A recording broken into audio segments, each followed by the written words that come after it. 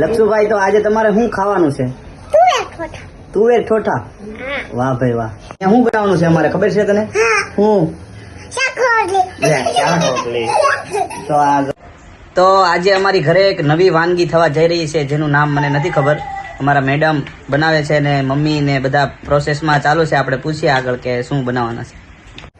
પુષ્પાબેન, આજે શું બનાવવાનું છે રસોઈમાં? તુવેર ઠોઠાનું શાક બનાવવાનું છે. શું બનાવવાનું છે? તુવેર ઠોઠાનું શાક. તુવેર ઠોઠાનું શાક.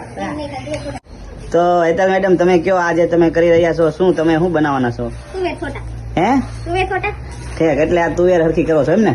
તો સરસ મજાના આદુ મરચી, લીલા લીલા સમ અને આ જો કાચા ટમેટા, લસણ, આદુ અને આ મરચી અને કાંદાઓ.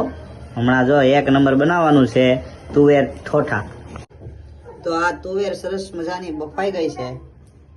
તો હવે કામકાજ શરૂ થાય છે તુવેર ઠોઠાનું. એક પછી એક વસ્તુ તમે જોવો એવી રીતના અમારા મેડમ બનાવશે. એટલે તમારે ઘરે ક્યારેક બનાવવું હોય તો અમને બોલાવજો. જમવાનું કરવું પડશે અમને. જમવાનું આપશો તો કામ થશે. બનાવવાના પૈસા તમારે જે આપો એ લઈ લેવું તમ તારે. આ આદુ નાખ્યું છે સરસ મજાનું. વાહ ભાઈ વાહ, મને તો અત્યારથી મોઢામાં પાણી આવી ગયું છે.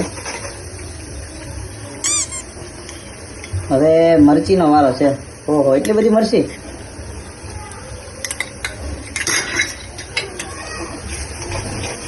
હા હા હા, લીલા લીલા સમ તુવેરના ઠોઠા. વાહ ભાઈ વાહ. હવે હું આમાં નાખવાનું બાકી છે કઈ? ઓહો, હજી તો કાંદા તો બાકી છે. બોલો, જો આમાં કાંદા આવી છે તો કેટલું લીલું થાય. તમને જોતા જોતા મોઢામાં પાણી તો આવી જ ગયું છે હો. કારણ કે આ બનાવવાનું છે જેવું એક નંબર.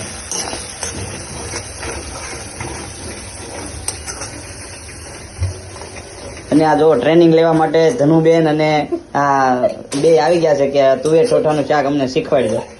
તો આ હમણાં જો હેતલ મેડમ શીખવાડવાના છે અને ધીમે ધીમે અમે ટ્રેનિંગ ક્લાસ પણ અહીંયા ચાલુ કરીશું. તો ધનુબેન, તમને કેવું લાગે છે તુવેર ઠોઠાનું શાક વિશે શીખીને?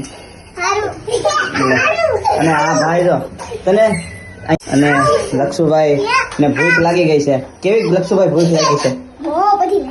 એમ? વાહ ભાઈ વાહ. હમણાં બધી. તો હવે કાંદાનો પણ વઘાર થઈ ગયો, ટમેટા પણ નાખી દીધા ને હવે ફૂલ તૈયારી છે તુવેર નાખવાની. એટલે અમારું તુવેર ઠોઠા કમ્પ્લેટ. આમ જોવો તમે, એક નંબર બને છે. વાહ ભાઈ વાહ. તો ફાઇનલી હવે તુવેર નાખાઈ ગઈ છે ને તુવેર ઠોઠા તૈયાર થઈ ગયું છે. તો મેડમ, હવે આને કેટલી વાર લાગશે ખાવામાં? કેટલી? વાહ, અમારા મેડમે કહી દીધું છે કે 10 મિનિટમાં